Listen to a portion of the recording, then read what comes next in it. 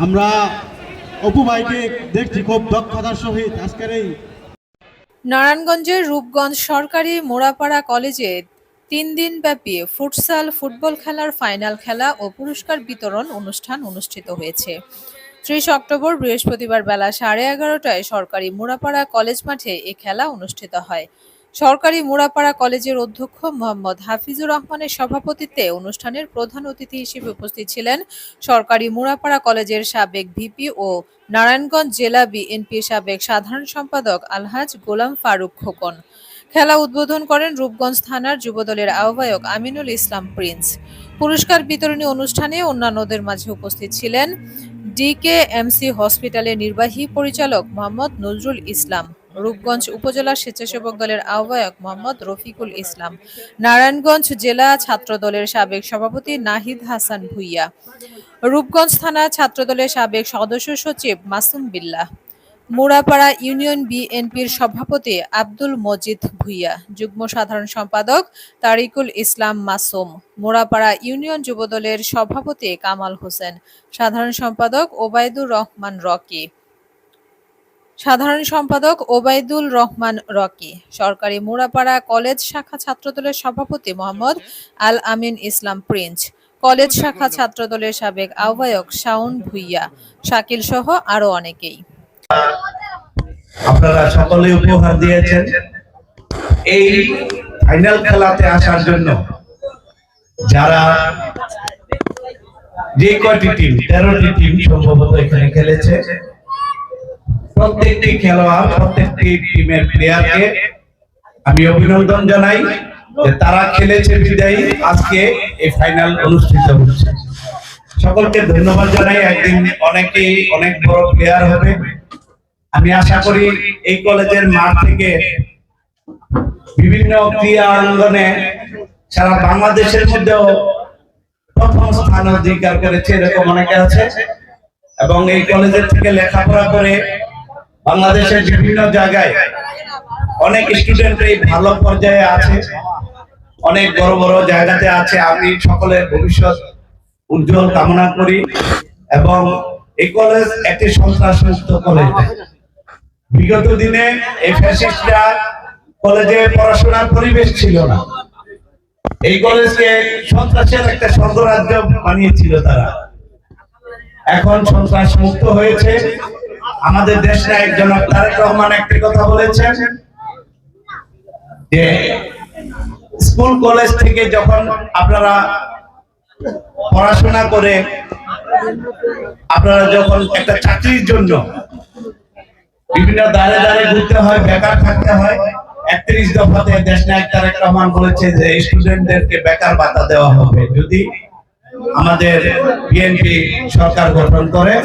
ইনশাআল্লাহ দেশ নায়ক তারেক রহমান এই স্টুডেন্টদের বেকার ভাতা দিবে। এই জন্য ওনাকে আমি শুভেচ্ছা জানাচ্ছি স্টুডেন্টদের পক্ষ থেকে। আজকে আমাদের রূপগঞ্জের নয়নের মণি জনাব মুস্তাফিজুর রহমান টিপু ভুইয়া এই খেলাতে আসার কথা ছিল অতিথি হিসেবে, উনি আসতে পারেনি। উনি তোমাদের সকলকে শুভেচ্ছা জানিয়েছে, ওনার পক্ষ থেকে সকলকে আমি শুভেচ্ছা জানাচ্ছি।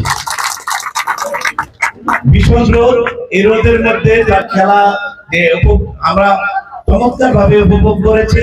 আমি শুধু একটি কথাই বলবো যে খেলাধুলা পড়াশোনার পাশাপাশি শরীর চর্চা হিসাবে মানুষের মাইন্ডকে ফ্রেশ রাখে। বিশেষ করে আজকে গ্যাজেটের মধ্যে ছেলেপেলেরা ঢুকে গিয়েছে, অনলাইনে ক্যাসিনো, অনলাইন জুয়া এগুলাতে ঢুকে গিয়েছে।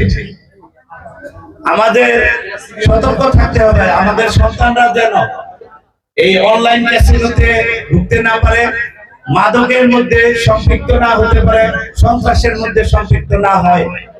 আমি সকলকে আহ্বান জানাবো এবং আজকে এত সুন্দর একটি খেলা উপভোগ করার জন্য যেসব প্রতিষ্ঠান এখানে সহযোগিতা করেছে, স্পন্সর করেছে, বিশেষ করে আমাদের এখানে ডিকেএমসি আছে, তারপর গ্রিন ফাউন্ডেশন, আমার ছোট ভাই ও অত্যন্ত পরিশ্রম করে স্টুডেন্টদের পাশে ছিল তাকে আমি ব্যক্তিগত তরফ থেকে ধন্যবাদ জানাই।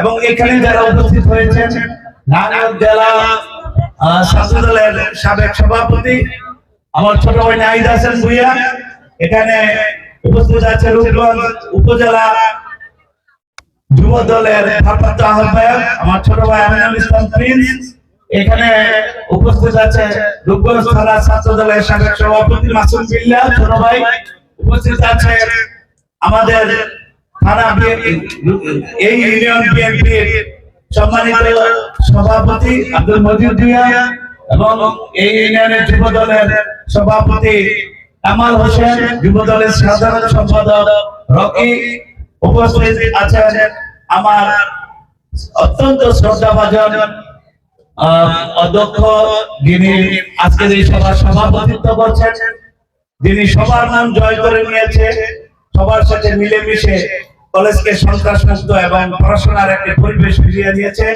এবং আমার শিক্ষকরা যারা এখানে শ্রদ্ধেয় শিক্ষকরা উপস্থিত আছেন এবং ছাত্রছাত্রীরা, সকলকে ধন্যবাদ জানিয়ে সকলের সুস্বাস্থ্য কামনা করে আমাদের দেশ নেত্রী বেগম খালেদা জিয়ার জন্য সুস্বাস্থ্যের জন্য দোয়া চেয়ে এবং শহীদ রাষ্ট্রপতি জিয়াউর রহমান ওনার রুহের আত্মার মাগফিরাত কামনা করে এবং আমার নেতা জনাব তারেক রহমান হচ্ছেন এই বাংলাদেশে এসে বাংলাদেশ জাতীয়তাবাদী দলের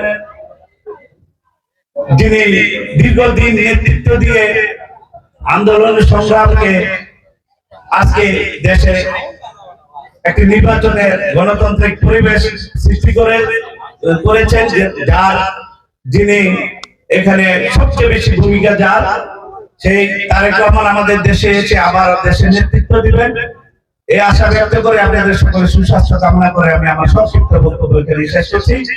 জিন্নাতুন নাহার, চ্যানেল 21, রূপগঞ্জ, নারায়ণগঞ্জ।